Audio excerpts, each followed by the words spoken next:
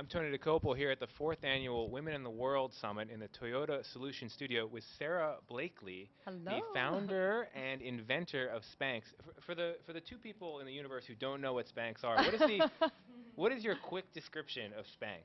Well, Spanx started as a shapewear This is that not the quick. This is not what is like the newspaper clause like Spanx, Spanx comma make your butt look better. Spanx, comma thing that makes your butt look better. Close. There you Okay. go. That's good. Sara Blakely, in 'Kay. addition to being the founder and inventor, I've got a whole spiel here. You gotta leave. In addition to being the founder and inventor of Spanx, is also, and I love this, the first self-made female billionaire. That's incredible. Thank you. Incredible. Thank you. And the story of Spanx, you don't worry, you're gonna have a lot of You're time. making me I'm just laugh. gonna, Do you like, know what totally you're believe. reminding me of? I just got interviewed by Coach K, the coach from Duke basketball. I'm reminding you of Coach K. Well, I don't get interviewed by men that often, but when I do, it's very fun to watch you guys squirm. And Coach K spent 1 hour trying not to say the word panty. And finally, I just looked at him and I said, "Panty. It's okay. You can say it." I have a whole list of words. I all will right, not all say. right. But you look like someone who won't worry about Contractually. that. Okay. Now I lost my train of thought. Panty just like I got nothing now. No, here's my question. Okay, so Spanx is a company that grew out of one person with a problem who had an idea for solving it and then went forward. But lots of people are confronted with that. What gave you the courage to pursue this answer you had? Well, throughout my life, my dad encouraged me to fail as a child, which was really powerful because my fear of failure did not hold me back. A lot of people are afraid to fail, and so they'll have great ideas but not pursue them. And I went through some tragedies younger in life that led me to Wayne Dyer, who's a motivational and inspirational speaker. Wow. And I've been listening to his tapes since I'm 16 years old.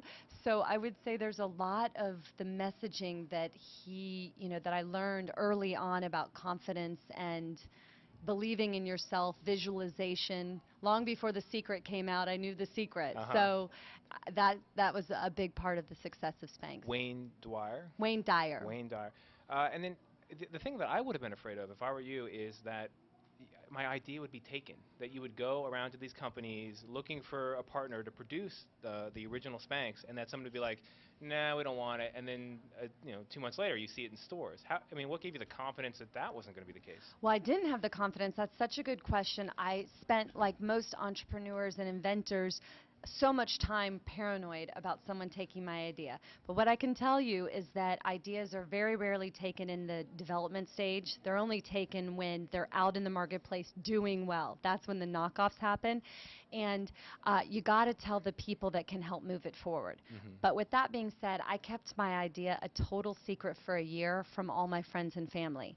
And I have really supportive friends and family, but the reason that I did that is because intuitively I just felt that if I told people just for validation, just to check in with them, that ego would have to get involved early on, and I'd spend more time defending it and explaining it than pursuing it. Well, this means there's a whole population of people in Florida where you're from who had weddings and birthday parties and major events, and Spanx didn't exist, yet the idea was out there. You could have helped these people. You mean held it back. before? Yeah, before. No, I was pursuing it. I was pursuing it. I only didn't tell people that would have said it's a good or a bad idea. But I told the lawyers that needed to help me move it forward. I told the manufacturers, you've got to pick up the phone and take that risk and say, I have an invention, help me make it. So after the original Spanx, I understand that developing... You know we make Spanx for men. I know this. I'm not wearing them now. What? Okay, I Panties forgive is you. is the answer. Well, we reinvented the undershirt. When you were looking for additional product lines like Spanx for men, you were in a department store with your picture of you. Yes. Can you just say more about this idea? Is this Wayne's doing? No, but that's truly putting your own butt on the line for a job. I mean, literally. I was explaining what my invention was, and I kept saying it's footless pantyhose, and women were starting to focus on the foot. And I realized, wait, they're not getting that the benefit is the butt. So I've got to take their attention away from this whole footless part because that allowed you to wear any style shoe and get them back to where the real magic of this product is. So I had my friend take a picture of my butt before and after in the same cream pants and went to Kinko's and laminated it. And every woman that walked in, I explained Spanx, and they'd kind of get a glazed look, and then I'd hold up my laminated picture and say, and this is me, in and out of the product, and they go, oh, I'll take 3. How many times did you have to explain it to the guy at Kinko's? No, no, I want copies of this picture before and after of my butt. Several. He got it. He got it. He got it. Wonderful. So you also do charitable work now. I mean, huge success with the company. What are you doing outside of it?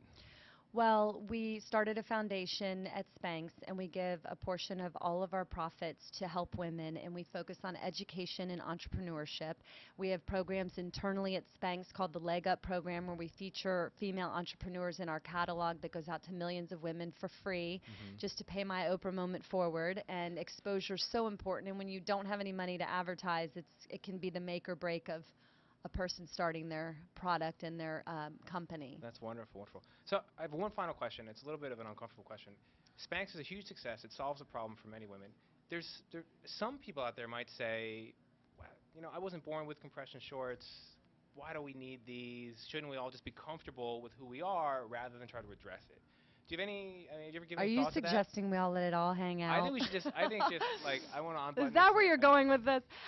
Actually, I was focused on a more comfortable option. Women wanted a shapewear. They wanted an undergarment option that didn't leave lines, and what was out there was very dreadfully uncomfortable. So my focus was how to make it more comfortable. I don't see it as anything other than that, as a more comfortable option. I think of shapewear and foundation sort of like the canvas of a painting, you know, and then your clothes are the paints, and if you don't have the right canvas or the right foundation, it can affect the whole result of the painting. And so that's what Spanx addresses and makes women. That's why women have shared this secret with so many other women, and still to this day we have not advertised. So it's a word of mouth brand. Is that possibly true? Wow, you're right. Well, it's a wonderful story, and I Thank really you. appreciate you sharing it with us. Sara Blakely, founder of Spanx.